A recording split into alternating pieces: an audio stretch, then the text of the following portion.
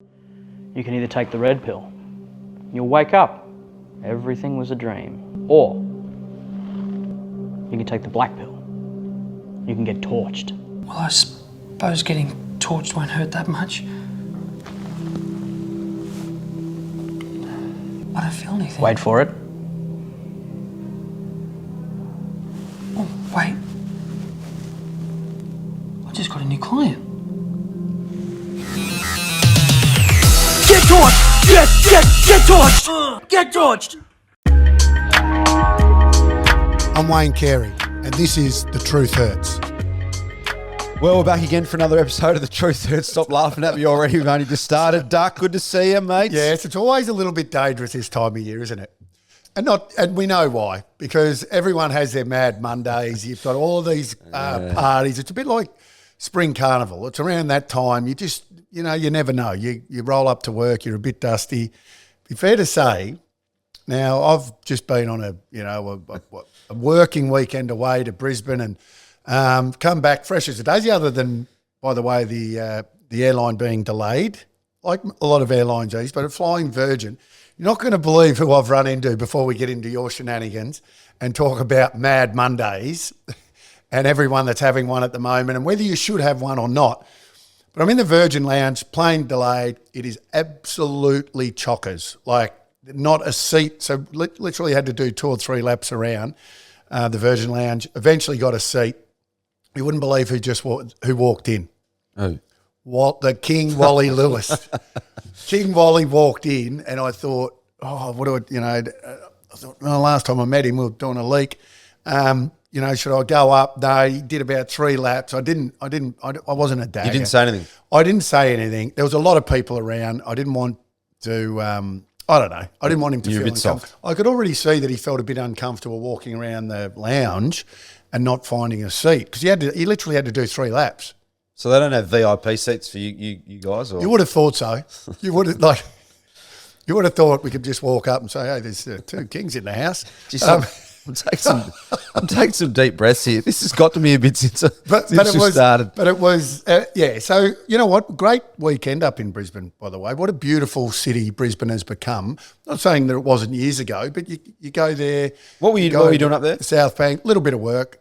And you know what? When the fireworks off the bridge, not quite Sydney Harbour, but it's quite spectacular. The fireworks went for about an hour and a half. I reckon they're making up for all the fireworks that we didn't have for 2 years, all in one go. But all in all, really, it's a very underrated place. Okay. I reckon Brisbane. I'll take your word for Thoroughly enjoyed it, albeit a little bit late today because of the airline being delayed. Yep. What about you? You look as rusty as an old gate, all because you play in the Division 28 twos, and you've come here a little bit dusty because you've had a mad Sunday, not a mad Monday. Look, it's been an unexpected 24 hours. So the twos who I play with at Yarraville were knocked out last week. The seniors played yesterday. Maybe expected them to win, so I wasn't really planning on what was going to happen. Oh, they got knocked out. They lost. They probably should have won. They were 4 goals down at quarter time, and then from there it was pretty even. But I was home on the couch last night about 8:30. Just had a couple of cans by myself. I was going nowhere. I was about to go to bed.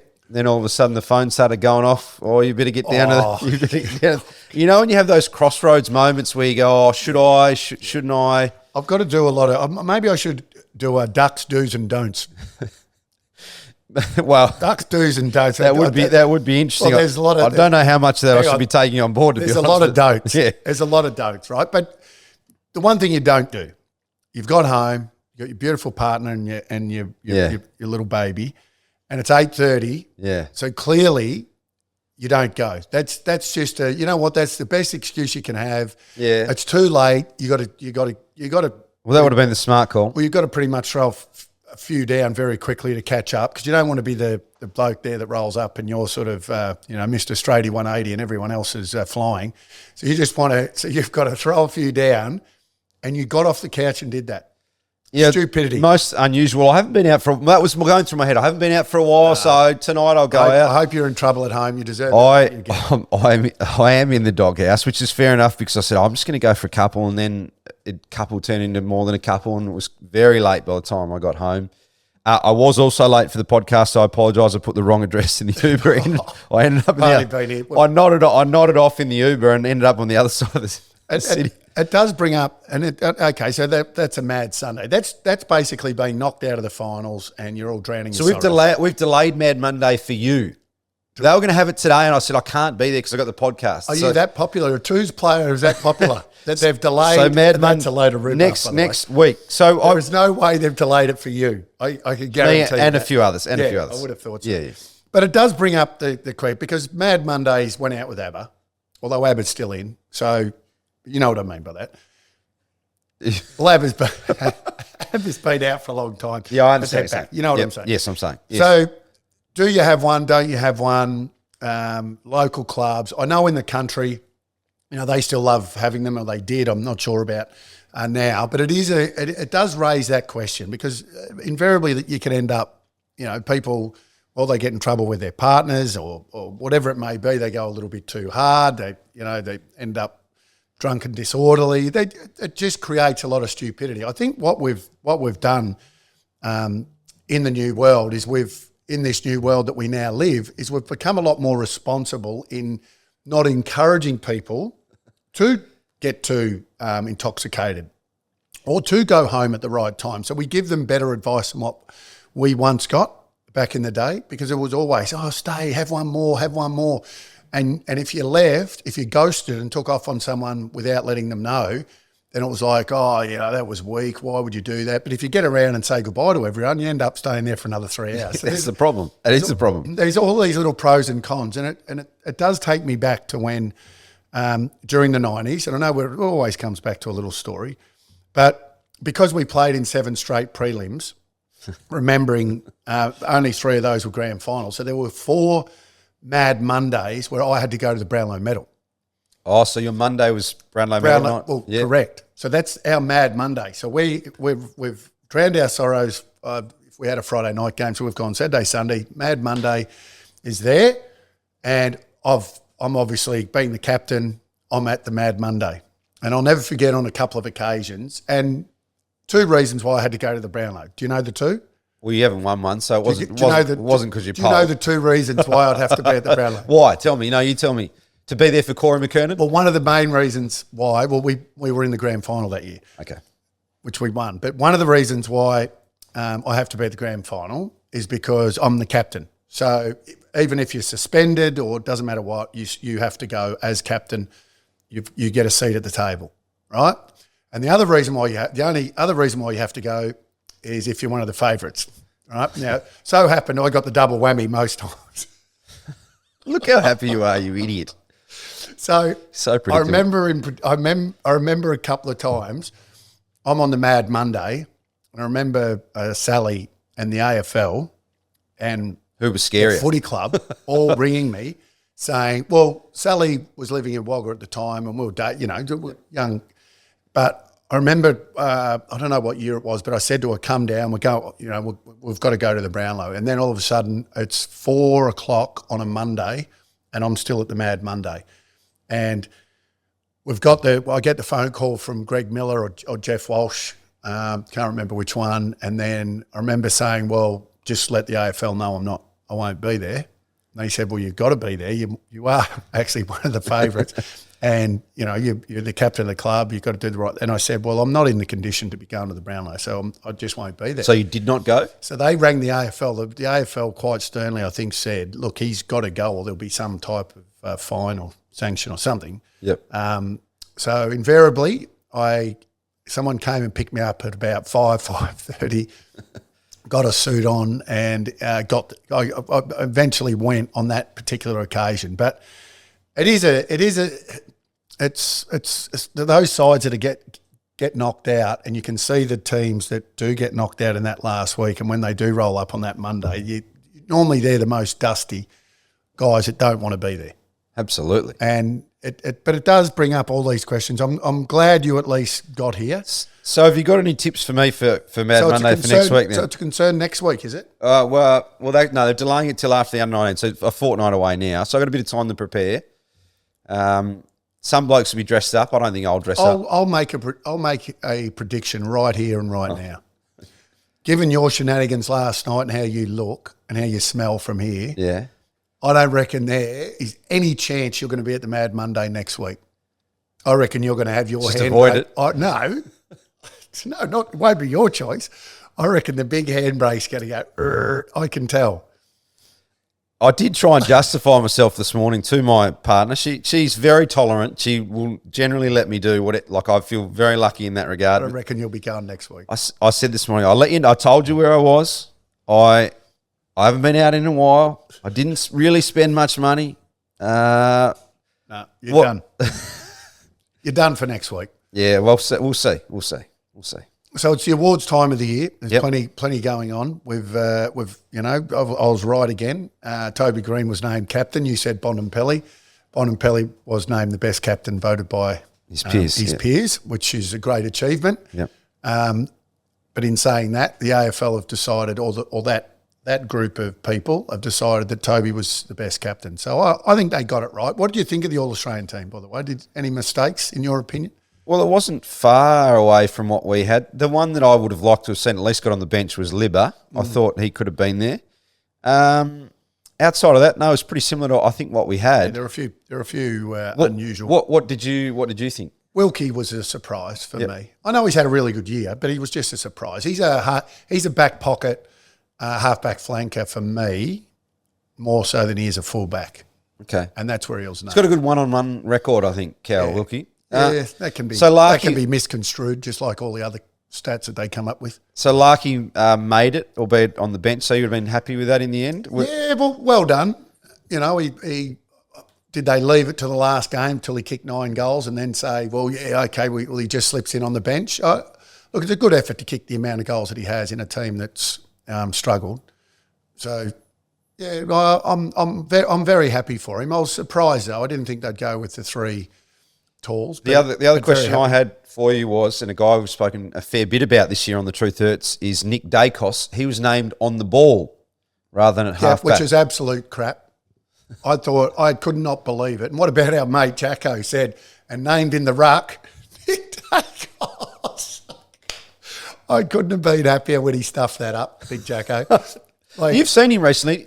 Have you seen him since that, or was it before that you saw? No, I saw him before that. Okay, so you haven't reminded me. But I was very happy when he said ruck, Nick Dacos. Yeah. No, and that hasn't been mentioned enough. Like we say over and over and over again, why do we name people in positions that they don't play? And Nick, just so they could squeeze one more player in, was named as the rover.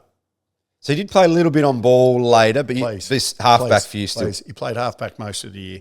Yep. So he moved up onto the ball. So to put him on the ball in the All-Australian team, I thought was a mistake. Now, should have he been in the All-Australian team? Categorically, yes, but not in the position that they put him. That's the thing that we all get grumpy about. It's just them, putting people in when they shouldn't be in those positions. Agreed? Yep, absolutely fair. Speaking of Collingwood, big game Thursday night, finals kick off this week. So what are we thinking about these games? I want to have a look at them. That is a big game, Collingwood-Melbourne. Kind of feel like whoever wins that game has a foot in the door of a grand final, don't they? I'll tell you what I have done, and we'll put this out. I'm actually going to change my mind and say that I was wrong again for the twice this year. You've been wrong a bit. Twice. But then I ended up being right because Carlton made the 8. Yes. I think this bye that we've just had, I'm now saying don't. Oh, you're on my side now. You didn't tell me this. I'm saying don't have it. So why have you changed your mind? I'm just thinking now that it's more important to have it before the grand final. That's why. I think you've got to have one. Yep. But I think it's before the granny, not.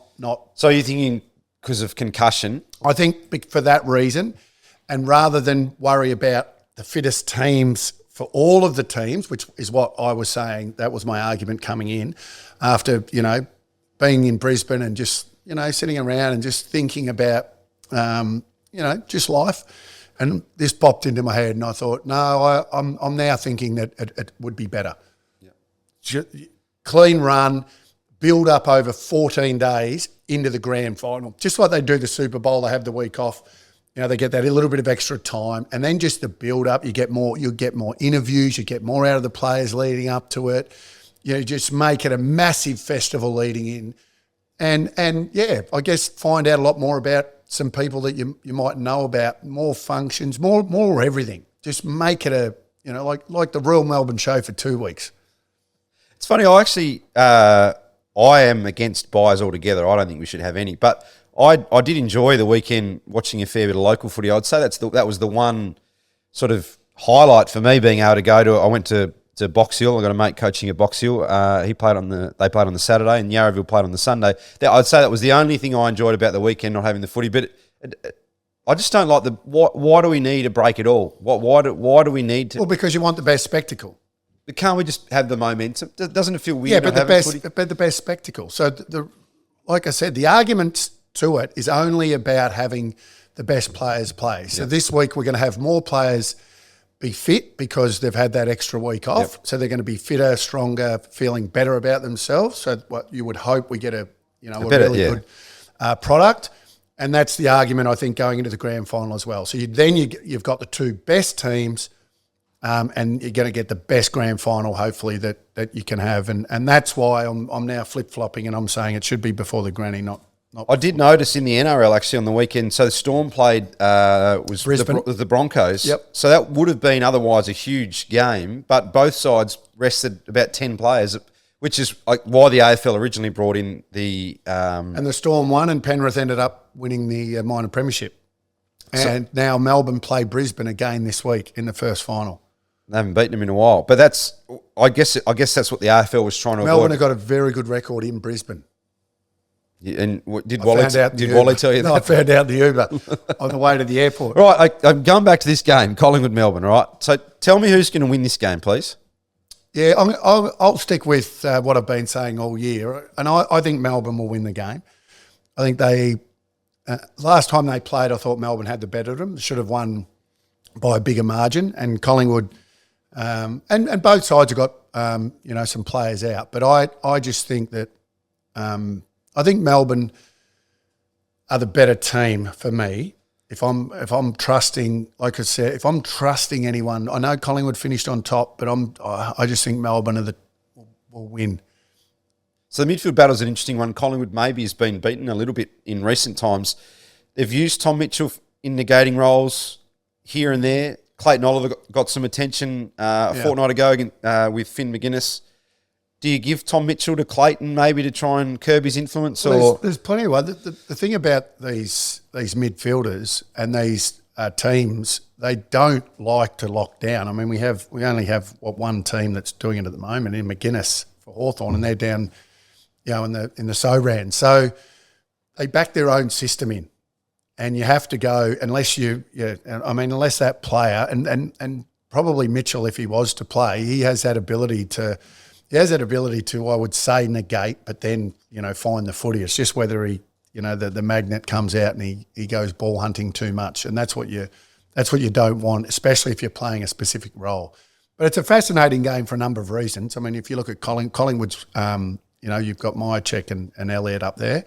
And you've got McStay and does Cox get a game? I mean, there's all these different scenarios.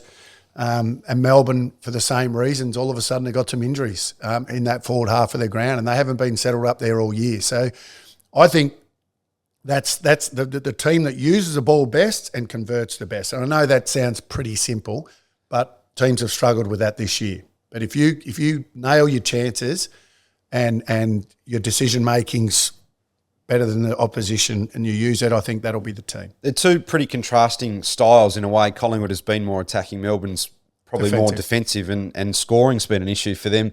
But do you think in a final, that style maybe... Well, defence, they say defence wins premierships. It has stood up. If you look at all the statistics, they say, you'd rather be a better defending team than an attacking team.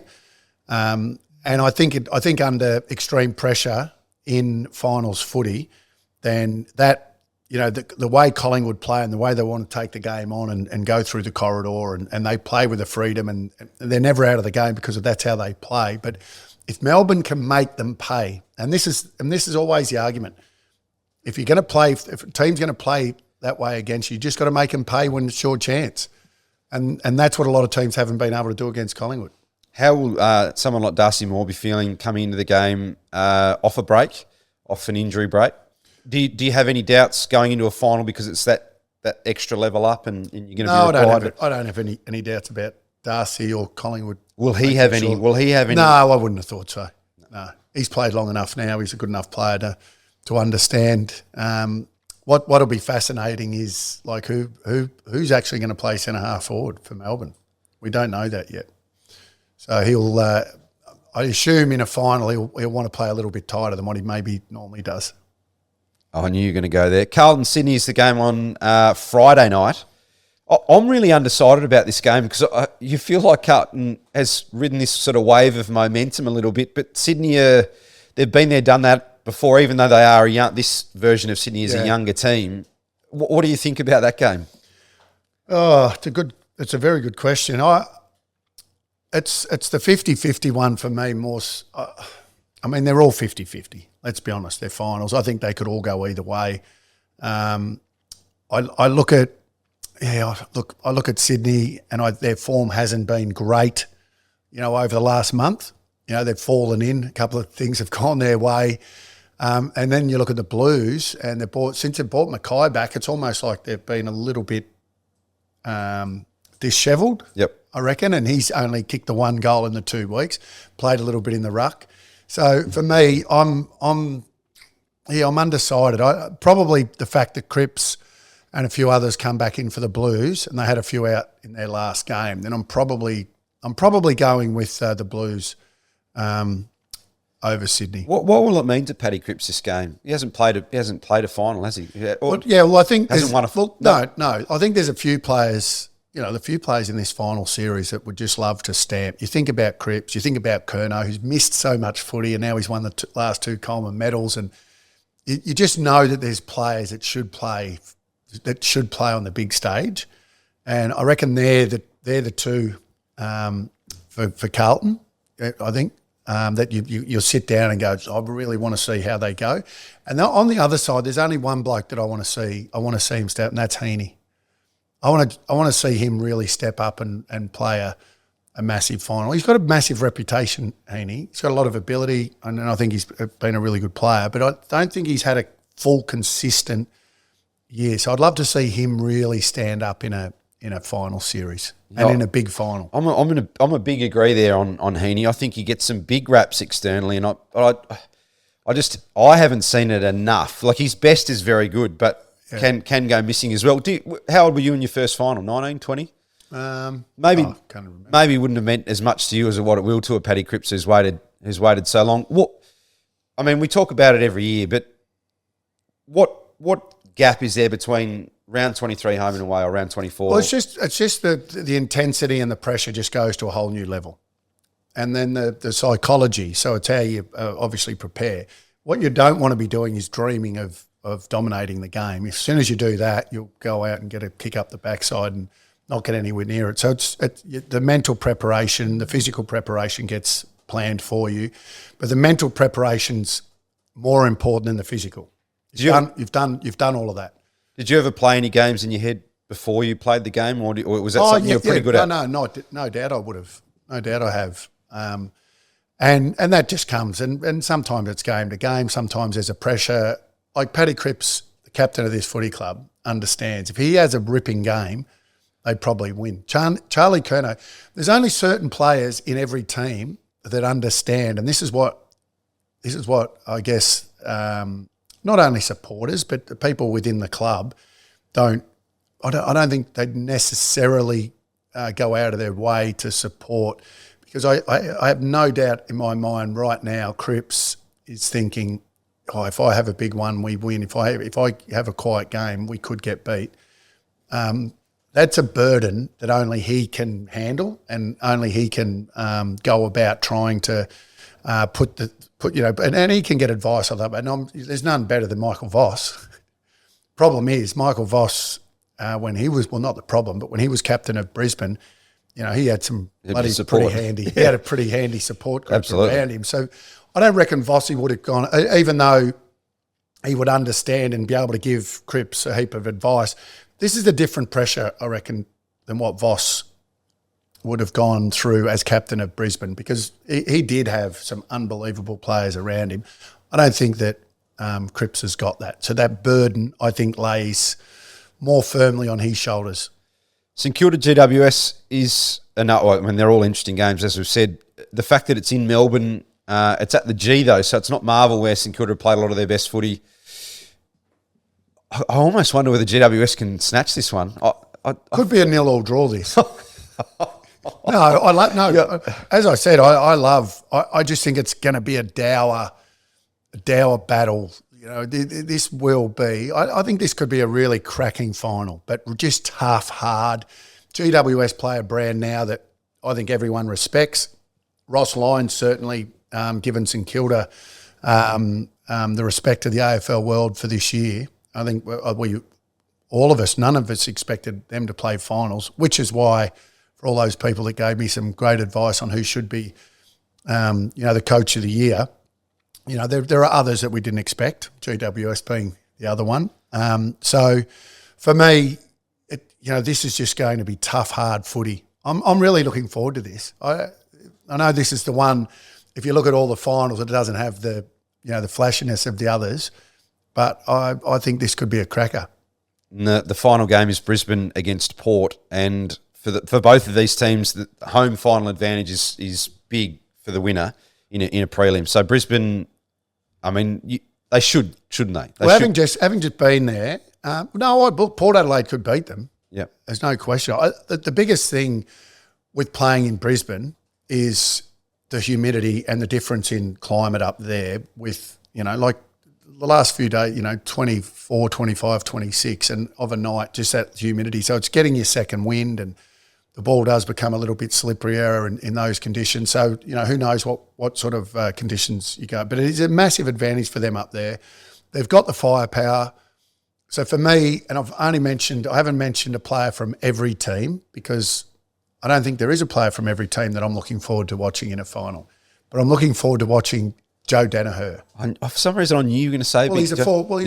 It's Cripps for Carlton. But Joe Daniher, for me, stand up in a final and send your team into a prelim. Like that, I choose, because, he's a talented footballer that can do anything, but then he can make the most horrific mistakes on the footy field. He can go from a 10 to a 1 very quickly within a game, let alone from one game to another. So I'm really looking forward to Joe standing up and maybe kicking a 4 or a 5 and getting his team over the line. He has played some big games when I say the big stage, like Anzac Day had some big games for Essendon against Collingwood. I saw an interesting article with Chris Fagan actually in the last few days speaking about the Hawthorn investigation and how he almost felt embarrassed, or he felt like he couldn't go out in public. He would only go out at night. He'd go for his walks at night because he didn't want anyone to see him. Can you sort of empathise with that? And what's that like when you know that people are you feel like everyone's going to be looking at you? Yeah, it's a terrible, it's toxic shame, it's called.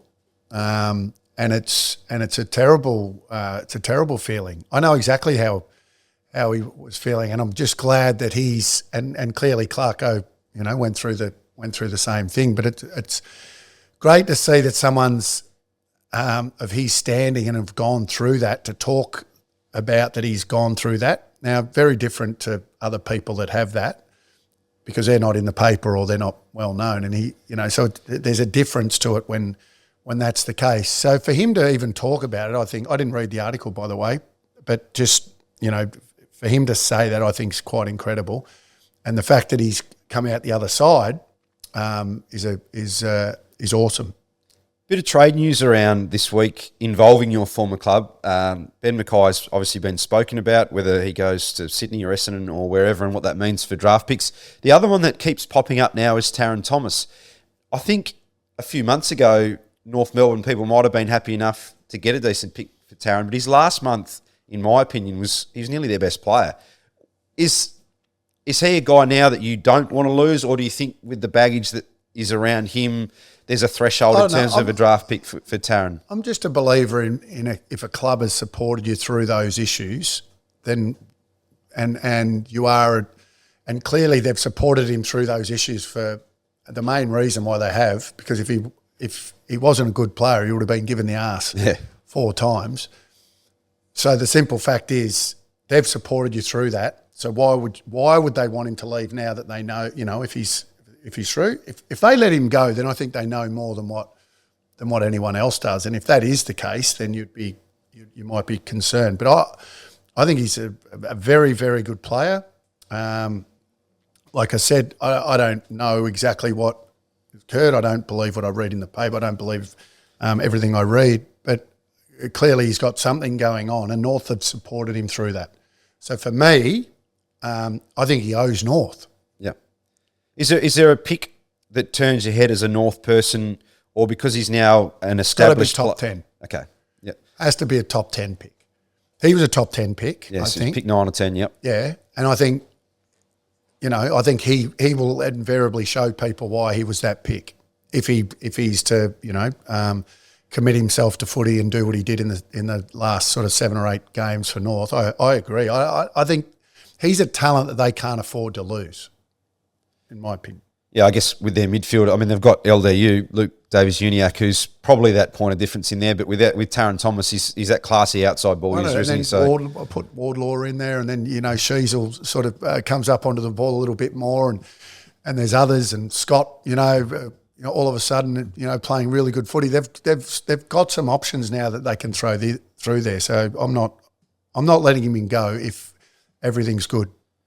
We've got a lot of comments from our listeners this week, hundreds, in fact. Hundreds. So sifted through all of these to get the best of them. We did have some.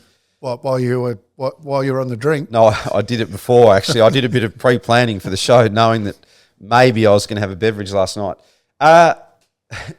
There were quite a few comments about our possum conversation last. A few people said, so this is from Paul, had a giggle Ari wearing possums. My 90-year-old mum delights in picking them out whenever watching TV. That's a wig. She's mostly right too. And then there was Anthony who said, the possum topic had me laughing out loud. Piss funny, never heard them referred to as possums until today. So we're going to do, actually, you know what? That's what we'll do. We'll do a possum show. We'll get that up. We'll hopefully get up, if you can keep yourself on the straight and narrow, we'll get that up before the end of the week. I thought you were talking about my hair. You were talking about me as a we might even put a possum on your head just for the show. Well, show people what they can look like. Talking to a few blokes on the weekend, actually, saying they might go over to Turkey and get a possum. A few comments about Kiss. So this is from Shane. Another ripper episode. Wayne and Ayrton. Kiss perform at the grand final. Absolutely. Also, important discussion, RE Gay AFL men's players coming out. You and Ayrton handled it well, and I find myself agreeing with you, Wayne. Gee, you must be intelligent. Who cares? But, as Ayrton pointed out, there would still be people that would make a bigger issue of it, and that is perhaps the problem. The problem for who would make? Yeah, well, very good observations, by the way. As far as I can see, the only people that would make a big deal of it would be the fanfare around it, the media and everyone else. I don't think anyone else gives a crap. If you were to walk around the streets, do you care? Do you care? You're not looking at someone wondering about what their sexual preference is. No one cares anymore. No one cares if you're wearing a bright, 25 different coloured shirt, or you've got a possum on your head, or, you've got 25 earrings. Like, people just don't care about that stuff anymore. So that's why I'm saying it's just not. So great observation. I think that particular, who was that sent that through? Give him a mention. That was from Shane, I think. Shane, well I've done, Shane. I've already scrolled past him. Okay. Sorry, Shane. I really like this one because there's a bit of praise for myself in this. And this is from Lawrence. Another reason why, not this bit, the second half. Another reason why Toby doesn't cut it as All-Australian captain. He should have known about the points required for a home final for the sake of the club, the members and the fans. We did speak about how that was maybe a bit unusual. The Seven Network were posting the progressive ladder. Anyway, skip through the rest of his comment. This is from Lawrence. Duck has had a shocker this week. Comparing eras is hypothetical BS. Lol. Ayrton takes the points. So he was, we were talking about. Saying you can compare it. No, we're talking about forwards and how you were. I said you can't compare eras. I've always. Yeah, we were talking about you reckon someone's going to come in and kick 100 goals in 10 years when we get someone good enough, we'll have someone kick 100 goals. Duck has had a shocker this week. I hope we can. I hope we're all still here. I'll put that in bold. To see it. Duck's had a shocker. Poor fella. It really tickled my fancy. You're having a shocker. I am having a shocker. I'd written a few other comments down, but I've kind of skipped over them, and so now I've lost my place. Oh, Kiss was the other one. Yep. Oh no, we already went through that. Here we go. This is from Great White. You are off today. A couple of questions a few listeners would be keen on. What was the best game you played on an individual level, and what happened to Adrian McAdam? He went from 0 to hero and back again in about 12 rounds. I always say that there was a game that I played against Geelong and I had one arm and it was in the wet and I kicked 7-5 or something and we kicked 11 for the game and won a final. It was in a final and I shouldn't have been. I could lift my arm up, my right arm actually it was. I'd come back from a shoulder reconstruction that year. So for those reasons, I think that's one of the better games that I've played. But it's always hard. In terms of Adrian McAdam, I played junior footy with Adrian McAdam in Adelaide. Then when he came to North, had that breakout year, kicked 63 or 64. First 3 games, I think it was 7, 10, 6. Incredible. Does make it a bit easier when you're getting the 3rd or 4th best defender, and they're focused on 1 or 2 of the other forwards more so than they were Adrian. I think once they worked out that they weren't able to give him that freedom, then that's why the gap closed very quickly on him. He was unbelievably talented, but if you gave him, and by the way, he was 6'4", so he's my height, had arms, had one of those builds where his arms were longer. They say if you put your arms out, that's your height. Well, I reckon if he put his arms out, he would have been another metre. So a big wingspan. He had a big wingspan, and he just had unbelievable talent. He had massive hands, beautiful kick, highly skilled. So one little bit of space, and he'd cut you to ribbons. And don't give him the opponent that he deserves, and he'll do the exact same. That's why invariably he got that opponent in the end, and that's why I think he dropped off. So Luigi has said, "You're dead." This is back on the Fords topic. You're dead. Hang on, is this Mario's brother or? No, I'm only joking. No, it's been a movie. It's been a movie. Yeah. You know what? My kids love Mario and Luigi. Moving Thanks, on. Luigi. You're dead set spot on about the Fords of today compared to your time and before. So this guy is with you. I'm a Port person now. Forwards disappoint. What are your thoughts on Charlie Dixon's football? When he's on, he's very important to Port. If he can stand up, he's one of the X factors that you sort of go, wow, if he was to, for instance, bob up this weekend, then Port could win. If he was playing. Is he playing? I think he's under a cloud, Charlie. Yeah, well, if he does, massive X factor. I like the way he plays, but he doesn't always judge the footy as well as I would like for a big key guy. But when he does judge it well, he's a very good player. I'm just looking at the clock here. I don't actually know what time we started. Have we been going for long enough for this episode? Have we? Or you're in a you know what you are. It doesn't matter how long we go for, but you're in a bit of a daze. I think we've got to just put you out for a spell for a couple of days. And when I tell you what we are going to do though, because the possum discussion, and I've got a list a mile long, and there's a list that some people don't. Any surprises? Is that what you're saying? Oh, there's a lot of possums out there. People don't understand that they're possums. Okay. Well, now we're going to uncover these possums and let people know that that's what they're really looking at. I mean, we know, there's some very well-known sports people that have got possums and are on TV. I feel like you tiptoed around this last week. You're going to give me one. Just give me one now, can you?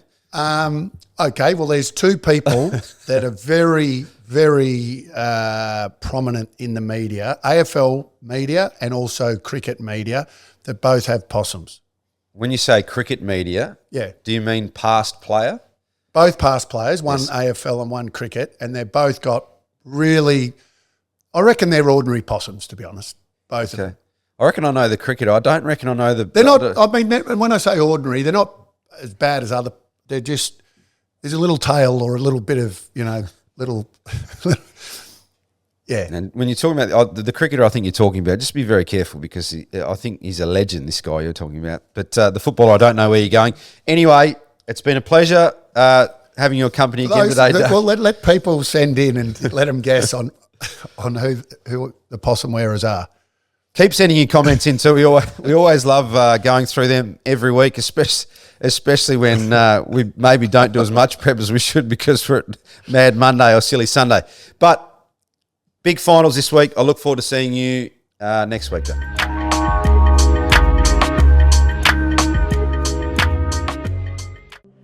You can either take the red pill, you'll wake up, everything was a dream, or you can take the black pill, you can get torched. Well, I suppose getting torched won't hurt that much. I don't feel anything. Wait for it. Oh, wait. I just got a new client. Get torched! Get torched! Get torched!